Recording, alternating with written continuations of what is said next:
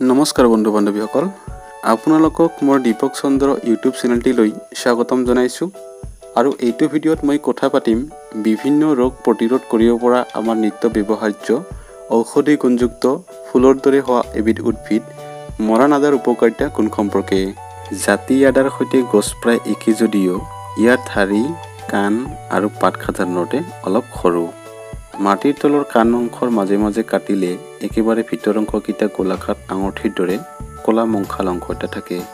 ইয়াৰ গন্ধ সুগন্ধি। এইবিধ আদা অন্য প্ৰজাতিৰ আদাতকৈ বেছি জ্বলা।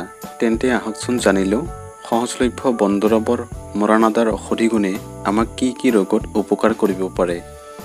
আপুনি যদি দাঁতৰ বিষত ভুগি আছে তেন্তে মৰাণ আদা খুন্দি দাঁতেৰে চবাই কিছু সময় বিষ হোৱা দাঁতৰ মাজত ৰাখিলে দাঁতৰ বিষৰ পৰা ৰক্ষা পাব পাৰি। মৰাণ আদাৰ 5 চামুচ ৰসত অলপ মৌ মিহলি কৰি দিনে 3বাৰকৈ খালে লেংকাহ আৰোগ্য হয়।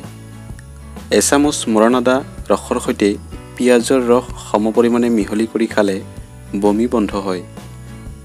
কফ জমা হ'লে মৰাণ আদা কেইটুকুৰামান চবাই খালে কফ সহজে বাহিৰ ওলায়।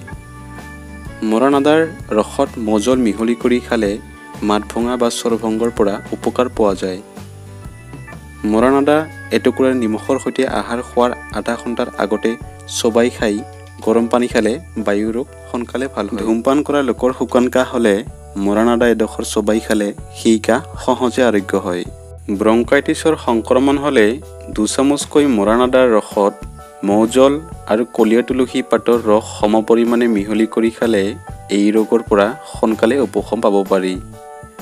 পানী লগা হ'লে মৰাণ আদা কেইটুকুৰামান চবাই খালেও যথেষ্ট উপকাৰ পোৱা যায়। আমাৰ দেহ অজীৰ্ণ হ'লে মৰাণ আদাৰ ৰসৰ লগত আমলখিৰ ৰস সমপৰিমাণে মিহলি কৰি কেইদিন খালেই এই ৰোগ ভাল হয়। গতিকে বন্ধু বান্ধৱীসকল, দেহত কোনো ৰোগে দেখা দিয়াৰ পাছত তাক উপশম বা নিৰাময় কৰিবলৈ চেষ্টা কৰাতকৈ সেই ৰোগ প্ৰতিৰোধ কৰিবলৈ চেষ্টা কৰাহে সকলো দিশৰ পৰা উত্তম আৰু ই বুদ্ধিয়কৰ কাম। সৰু বৰ বিভিন্ন ৰোগ আমি ব্যৱহাৰ কৰা খাদ্যৰ দ্বাৰা সহজে প্ৰতিৰোধ কৰিব পৰা ক্ষমতা আমাক প্ৰকৃতিয়ে দিছে। মানৱৰ প্ৰয়োজনীয় সকলো প্ৰকাৰৰ ঔষধ প্ৰকৃতিয়ে নিজে তৈয়াৰ কৰে, অৰ্থাৎ প্ৰকৃতিয়েই চিকিৎসক। মুঠৰ ওপৰত আমাৰ সাধাৰণতে হোৱা ৰোগসমূহ প্ৰকৃতিয়েই নিৰাময় আৰু প্ৰতিৰোধ সহজে কৰিব পাৰে, মাত্ৰ তাক আমি নিয়মীয়াকৈ ব্যৱহাৰ কৰিব লাগে।